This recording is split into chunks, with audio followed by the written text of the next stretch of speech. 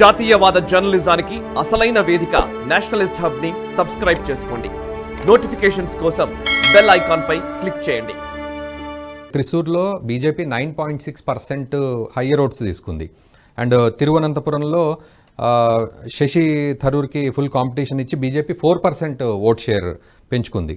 And అత్తింగల్లో BJP 7% vote share పెంచుకుంది. అలపుజాలో 11% పెంచుకుంది. సో అయితే ఈ ఓట్ షేర్ పెంచుకోవడం, ఓట్లు పెంచుకోవడం అంటే అది ఎక్కడి నుంచి వారు అన్నట్లుగా ఎల్డీఎఫ్ ఓడిపోతుంది అన్నారు. అంటే అది ఎల్డీఎఫ్ నుంచి వచ్చినాయా ఇప్పుడు, లేకపోతే యూడీఎఫ్ నుంచి వచ్చినాయా? అండ్ ఇది ఎలా ఉండబోతుంది నెక్స్ట్ ఈక్వేషన్ కూడా రేపు 26లో? త్రిశూర్లో అది కాంగ్రెస్ నుంచి వచ్చిందండి. త్రిశూర్ ఇక్కడ కాంగ్రెస్ క్యాండిడేట్ కే మురళీధర్ 10% డిక్లైన్ అయింది కాంగ్రెస్ కి. కరుణాకరన్ కొడుకు ఆయన 3వ స్థానంలో వచ్చింది. ఆయన స్పెషల్లీ వీళ్ళు తీసుకొచ్చింది ఈయన సురేష్ గోపి గారిని ఓడిపించారు. ఎందుకంటే కరుణాకరన్ వాళ్ళ ఫ్యామిలీ కాన్స్టిట్యున్సీ అని చెప్పొచ్చు త్రిశూర్. ఆయన పోటీ చేస్తారు, గెలిచారు, ఓడిపోయారు చాలాసార్లు. ఆయన కూతురు పద్మజ ఎప్పుడు బీజేపీలో ఉంది, ఆమె కూడా పోటీ చేశారు, ఓడిపోయింది కొన్నిసార్లు. మురళీధరన్ కూడా అంతే సార్. కానీ ఈసారి ఏమో లాస్ట్ టైం ఆయన కోడికోడ్ ఆ సైడ్ వెళ్ళి అక్కడి నుంచి గెలిచాడు ఎలక్షన్. కానీ ఈసారి ఆయన త్రిశూర్ తీసుకొచ్చారు, 3వ స్థానంలో వచ్చారు. ఇన్ఫాక్ట్ ఎలక్షన్ కన్నా ఒక రోజు ముందు కూడా ఛానల్లో డిబేట్ నడుస్తున్నప్పుడు బీజేపీ అకౌంట్ ఓపెన్ చేస్తుందా అంటే ఈ మురళీధర్ నవ్వుకుంటూ చెప్తున్నాడు, అకౌంట్ ఓపెన్ చేస్తుంది బీజేపీ, బ్యాంక్ అకౌంట్ ఓపెన్ చేస్తుంది సురేష్ గోపి అని చెప్పాడు. మనందరూ చూసాం ఏ అకౌంట్ ఓపెన్ అయింది. ఇప్పుడు ఆయన తిడుతున్నాడు, ఎవరిని తిడుతున్నాడు? అక్కడున్న లోకల్ త్రిశూర్ పార్టీ వాళ్ళని తిడుతున్నారు. వాళ్ళు సపోర్ట్ చేయలేదు. ఒక్క నేషనల్ లీడర్ కూడా వచ్చి క్యాంపెయిన్ చేయలేదు. ఒక డీకే శివకుమార్ ఇక్కడ వచ్చి క్యాంపెయిన్ చేశారంట అంతే. ఇంకా ఎవరు రాలేదు నన్ను సపోర్ట్ చేయడానికి. 10% డిక్లైన్ ఉంది అక్కడ కాంగ్రెస్ కి. ఇప్పుడు ఏం చేస్తున్నారంటే ఆయన్ని కొంచెం ప్లకేట్ చేయడానికి వీళ్ళు ఆయనకి వయనాడ్ కాన్స్టిట్యున్సీ ఇవ్వబోతున్నారు. ఇక్కడ రాహుల్ గాంధీ ఎక్కడి నుంచి రిజైన్ చేసేస్తారు, వయనాడ్ నుంచి 100% గెలుస్తాడు. ఎందుకంటే అక్కడ almost 80 to 85% Muslim population. In fact Amarnath గారిని ఒక మ్యాటర్ మీద కరెక్ట్ చేయాలని, బీజేపీకి కేరళలో గెలవడం ఇంపాసిబుల్. ఎందుకంటే నార్దర్న్ కేరళలో బీజేపీకి ఓట్స్ రావు, ఈసారి కూడా రాలేదు, చాలా తక్కువ వచ్చింది. కన్నూరు ఏరియాలో వచ్చింది, కానీ అక్కడి నుంచి మీరు పైకి ఓట్స్ కోഴിకోడ్, మలప్పురం, పొన్నాని ఆ సైడ్ చూడండి, కాసర్గోడ్ దాకా మీకు రాదు.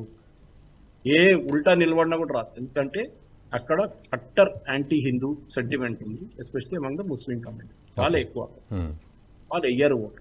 అది ఇప్పుడు కాదు, మీరు 20 సంవత్సరాల తర్వాత కూడా చెప్పి వాళ్ళు ఓట్ లేరు. Even though BJP has some Muslim candidates. Abdullah కుట్టి లాంటి వాళ్ళని బీజేపీ తీసుకొని ఆయన వైస్ ప్రెసిడెంట్ కూడా చేశారు బీజేపీ, కానీ అప్పుడు కూడా జరగదు. అంటే కాన్స్టెంట్ గా ఈవెన్ చర్చ్ వాళ్ళు కూడా చేశారు. ఈసారి మణిపూర్ అని చెప్పి గొడవ చేశారు. ఇన్ఫాక్ట్ అక్కడున్న ఒఫీషియల్ చర్చ్ మ్యాగజైన్ ఢిల్లీ నుంచి పబ్లిష్ అయింది ఒక చర్చ్ది. ఆ దాంట్లో ఒక ఆయన చీఫ్ ఎడిటర్ మణిపూర్కి వెళ్ళి చాలా మంచి ఆర్టికల్ రాశాడు, ఇక్కడ ఏం జరిగిందని చెప్పేసి. యాక్చువల్ ఏం జరిగింది, దాంట్లో బీజేపీ తప్పేం లేదు, ఇక్కడ ఉన్న డ్రగ్ కార్టెల్ ప్రాబ్లం అని చెప్పి ఆయన రాశారు. కానీ ఆ న్యూస్ మొత్తం కేరళలో ఒక్క ఛానల్ మీద అన్ని ఛానల్ దాన్ని దబాయించి పెట్టేసి రాదు న్యూస్ బయటికి. అక్కడ ఒక మాఫియా ఆపరేట్ చేస్తుంది, including Rajeev Chandrasekhar own channel Asianet. అదొక mafia, left wing mafia. Sir చెప్పినట్టు, అమర్నాథ్ గారు చెప్పినట్టు, అన్ని లైఫ్ లో ఏ పిల్ల పుట్టిన దాకా రైట్ బరియల్ గ్రౌండ్కి వెళ్ళేదాకా మీరు కంట్రోల్ చేస్తుంది కమ్యూనిస్ట్. మీరు వాడు పర్మిషన్ లేకుండా, వాడికి డబ్బు లేకుండా, లంచం ఇవ్వకుండా మీరు ఒక షాప్ కూడా ఓపెన్ చేయాలి. మీకు కరెంట్ కనెక్షన్ కావాలన్నా మీరు ఎలక్ట్రిసిటీ బోర్డు ఆఫీస్కి వెళ్ళక్కర్లేదు.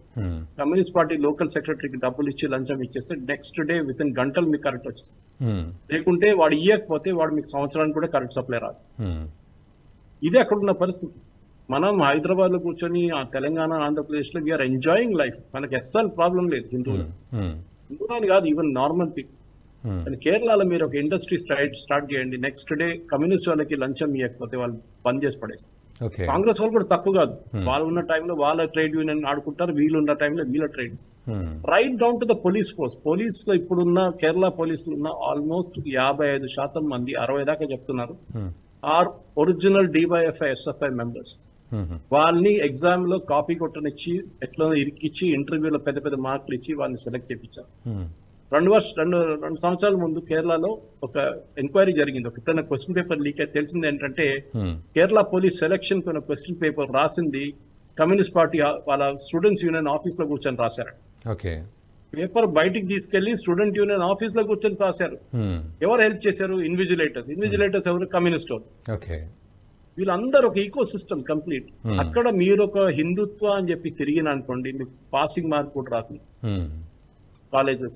సో ఎట్లా మరి హిందూ ఓట్ షేర్ ఇటు రావాలి అంటే ఎట్లా ఉంటుంది పరిస్థితి? ఎప్పట్లో చాలా కష్టం. ఎందుకంటే శబరిమల లాంటి ఒక ఇన్సిడెంట్ జరిగింది. ఈసారి త్రిశూర్పురం, అది ఒక మెయిన్ మ్యాటర్ మెన్షన్ చేయాలి.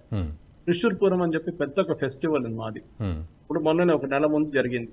అది దాన్ని మొత్తం ఈసారి కమ్యూనిస్ట్ వాళ్ళు డిస్టర్బ్ చేసి దాన్ని ఆపడానికి అంతా ట్రై చేస్తారు. చాలా ఫెస్టివల్, ఆల్మోస్ట్ 200 సంవత్సరాల కన్నా ఎక్కువ ఉన్నాయి. ఆ ఫెస్టివల్ ని అది 3 రోజులు నడుస్తుంది. దాన్ని ఏనుగులు ఉంటుంది, అన్ని ఉంటుంది, పెద్ద పెద్ద ఫైర్ వర్క్స్ ఉంటుంది, కానీ దాన్ని ఆపారు. అది కూడా ఒక కోపం ఉండే ఈసారి త్రిశూర్ పాలకి. మేము చూపిస్తాం, మీరు వచ్చి మా ఫెస్టివల్ ని ఎట్లా ఆపారో మేము కూడా ఎలక్షన్ లో చూపిస్తాం అని చెప్పి. దానికి అక్కడ క్రిస్టియన్ లేదు, ముస్లిం లేదు, హిందువులు అందరూ పార్టిసిపేట్ చేస్తారు. కానీ ఓట్లు పడ్డప్పుడు క్రిస్టియన్ ఓట్స్ బీజేపీకి వెళ్ళి, దానికోసం కాంగ్రెస్ 3వ స్థానానికి వెళ్ళి. ఎందుకంటే ఈ votes, Christian votes usually Congress కి వెళ్తుంది ఎప్పుడు. ఎర్నాకులం లాంటి కాన్స్టిట్యున్సీ లో హైబీ ఈడన్ అని, ఇడికిలో డీన్ కురియాకోస్ ఉంటాడు. వీళ్ళందరినీ వీళ్ళకి డైరెక్ట్ చర్చ్ నుంచి వాళ్ళకి వస్తుంది, ఓట్లు వచ్చేస్తుంది. ఏ పని చేయక్కర్లేదు. బిషప్ ని చెప్పేస్తే బిషప్ ఆర్డర్ చేస్తాడు, పై నుంచి కింద దాకా ఒక ఆర్మీ లాగా వాళ్ళు కరెక్ట్ గా ఓటేసేస్తారు. ఒక్క ఓటు కూడా బీజేపీ వైపు వెళ్ళదు. సో క్రిస్టియన్ ఓట్ సంపాదించడంలో బీజేపీ మరి ఎంతవరకు సక్సెస్ అయింది అనుకోవాలి 24 లో? చాలా తక్కువ. ఎందుకంటే మేము చూసాం, యాంటనీ కొడుకు చూసాం, ఆయనకు అసలు రాలేదు అన్ని. అంటే ఈ didn't get much votes. Last time కన్నా తక్కువ ఓటు వచ్చినాయి ఈసారి. కావాలని చెప్పి ఆయనకు వ్యతిరేకంగా ఓటేశారు. నువ్వు బీజేపీకి వెళ్ళే కదా, నేను చూపిస్తావు అని చెప్పేసి. అదే టైంలో సురేంద్రన్ వెళ్ళినప్పుడు ఆయనకి ఎక్కువ ఓట్లు వచ్చినాయి. అప్పుడు in fact the constituency Pathanamthitta sits where Sabarimala shines. Irony దాన్ని, శబరిమల అక్కడే ఉంది, కానీ ఓట్లు పడ్డదంతా ఇంకో కమ్యూనిటీ పడుతుంది. ఇది కేరళలో అన్ని కాన్స్టిట్యుయెన్సీస్ లో ఉన్న ప్రాబ్లం. దాంట్లో ఒక్కటో 2 ఒకటి ఫర్ ఎగ్జాంపుల్ ట్రివాండ్రం అని చెప్పాం, మనం తిరువనంతపురం గురించి మాట్లాడాం. తిరువనంతపురం ఇస్ పెద్ద Hindu area. Nair, specially Nair community, the community I come from, ఆ కమ్యూనిటీ అదే నాయర్ మెనన్ కమ్యూనిటీ. అక్కడ ఈసారి చూడండి, ఇద్దరు candidates, Shashi Tharoor is the Nair, Rajeev Chandrasekhar is the Nair. వాళ్ళిద్దరిని పెట్టి పోటీ చేపించారు కాంగ్రెస్ అక్కడి నుంచి, ఇక్కడ బీజేపీ వాళ్ళు. ఆ సిటీలో ఉన్నప్పుడు దాకా శశి మొత్తం ఓట్లన్నీ రాజీవ్ చంద్రశేఖర్కి వెళ్ళింది. కానీ ఒకసారి సిటీ మూవ్ అయిపోయింగానే ఆయన ఓట్లకు గమనంగా తగ్గింది. శశి థరూర్ గెలిచాడు, 13,000 15,000 ఓట్లతో గెలిచాడు. So this is the story in Kerala. మన సెక్యులర్ అంటే you should be anti Hindu, అది డెఫినేషన్. అది ఆల్ ఓవర్ ద కంట్రీ అంతే ఉంది, కానీ కేరళలో ఇట్ ఇస్ మోర్ ఆమ్నిప్రెస్. ఇప్పుడు అయోధ్యలో బీజేపీ ఎట్లా ఓడిపోయారంటే ఆలోచించారు. కార్సేకుల మీద కాల్చి చంపిన మనుషులు వాళ్ళకు ఓటేశారు అయోధ్య వాసులు. సో దానికన్నా బాధ ఇంకేమనిపిస్తుంది? ఇదే problem. And so religious combination కేరళలో, హిందూస్ ఆర్ మైనారిటీ. కేరళలో 44% హిందూస్ ఉన్నారు, కానీ వాళ్ళకి మైనారిటీ రైట్స్ లేదు. మైనారిటీ తీసుకెళ్తున్నాం, మెజారిటీ తీసుకెళ్ళిపోతుంది. అది జరుగుతుంది. దాన్ని చేపెట్టడానికి ఒక్కడికి దమ్ము లేదు. ఓకే, సో సురేష్ గారు ఒక కంక్లూజన్ తీసుకుంటా. సో 2026 అసెంబ్లీ ఎన్నికలకి మరి నిజంగా టఫ్ ఫైట్ వస్తుందా, లేకపోతే ఇప్పుడు మీరు చెప్పిన ఈ ఈక్వేషన్స్ అన్ని కనుక చూసుకున్నట్లయితే? రాదండి, చాలా టఫ్. ఓకే, మాక్సిమం బీజేపీకి 1, 2, 3 కాన్స్టిట్యున్సీలో 4 కాన్స్టిట్యున్సీలు రావచ్చు. మాక్సిమం డ్రీమ్ సీక్వెన్స్ ఏదైనా జరిగితే పెద్దది. సో అంటే ఆల్మోస్ట్ 30 అసెంబ్లీ కాన్స్టిట్యుయెన్సీస్ లో అగ్రెసివ్ గా వెళ్తోంది అని ఇప్పుడు లెక్కల్లో. అగ్రెసివ్ గా వెళ్ళొచ్చు. ఓకే, కానీ మీ అపోనెంట్స్ సంగతి మర్చిపోకండి. మీ అగైన్స్ ఒక రిలీజియస్ కాంబినేషన్ నిలబడున్నారు. ఎక్కడెక్కడ క్రిస్టియన్ ఓట్స్ యాంటీ హిందూ వెళ్తుందో అక్కడ వెళ్ళిపోతుంది. ముస్లింస్ అయితే 100% ముస్లింస్ కే పడుతుంది. వాళ్ళ పాపులేషన్ ఇంక్రీజ్ అయ్యారు. వాళ్ళ పాపులేషన్ 27 ఎక్కడ 18% 24 పెరిగింది. 27 అని చెప్తారు. 2011 లో సెన్సస్ జరిగింది, దాని తర్వాత సెన్సస్ జరగలేదు. సో ఇప్పుడు వాళ్ళు ఇంకా పెరిగి ఉంటుంది.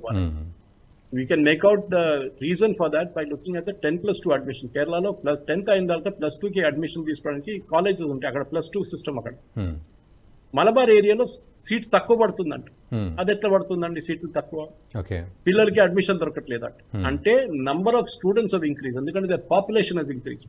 కేరళలో మిగతా అన్ని చోట్ల పాపులేషన్ తగ్గుతుంది, కానీ నార్దర్న్ కేరళలో ఎస్పెషల్లీ మలప్పురం డిస్ట్రిక్ట్ లో పాపులేషన్ హెస్ గ్రోన్ అప్. మీరు ఏ గూగుల్ తీసినా కానీ ఎక్కడ ఉన్నా మీకు పాపులేషన్ చూపిస్తుంది. Malappuram district is one of the highest in India population growth. వాళ్ళ పాపులేషన్ వాళ్ళు పెరుగుతూనే పోతుంది. Hindu and Christian population is decreasing. ఈ వీడియో మీకు నచ్చినట్టయితే లైక్ చేయండి, 10 మందికి షేర్ చేయండి. అలాగే కామెంట్ల రూపంలో మీ అభిప్రాయాలను మాతో పంచుకోండి. Nationalist hub group of channels ను సబ్స్క్రైబ్ చేసుకుని తెలుగునాట జాతీయవాద జర్నలిజాన్ని ప్రోత్సహించండి. ఈ వీడియో కింద ఉన్న బెల్ ఐకాన్ పై క్లిక్ చేయడం మర్చిపోవద్దు.